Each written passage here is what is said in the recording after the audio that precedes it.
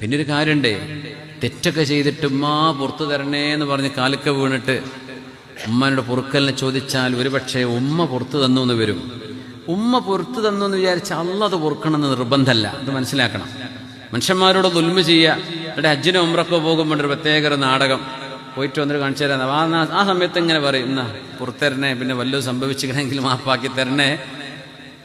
ഇപ്പൊ ടെക്സ്റ്റ് വിടലാണ്, നേരിട്ട് ചോദിക്കാൻ വേണ്ടിയിട്ട് വാട്സപ്പിൽ ഇങ്ങനെ എഴുതി വിടും. അപ്പോൾ കാണുന്ന ഒരു വിഷയം, ഇനി ഒരാൾ പുറത്തു കൊടുത്തു എന്ന് വിചാരിക്കുക, നിങ്ങൾ കാര്യമായൊരു മനുഷ്യനെ ദ്രോഹിച്ചു, വല്ലാണ്ട് പ്രയാസപ്പെടുത്തി, കല്യാണം നടക്കാതെ വിഷമിച്ചുക്കുമ്പോൾ ആ കുട്ടീൻ്റെ കല്യാണം മുഴുവൻ അങ്ങാടി നിന്നും മുടക്കി വിട്ടിട്ടുണ്ട്.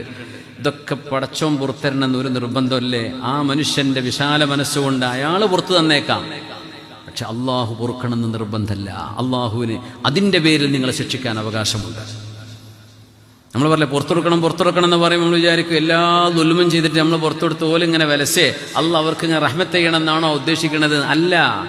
നിങ്ങൾ പുറത്തു കൊടുത്താൽ നിങ്ങൾക്ക് അതിൻ്റെ ഖൈർ അല്ലാഹ് തരും. അത് വലിയൊരു ഹസനത്തിൽ വലിയൊരു നന്മയാണ്.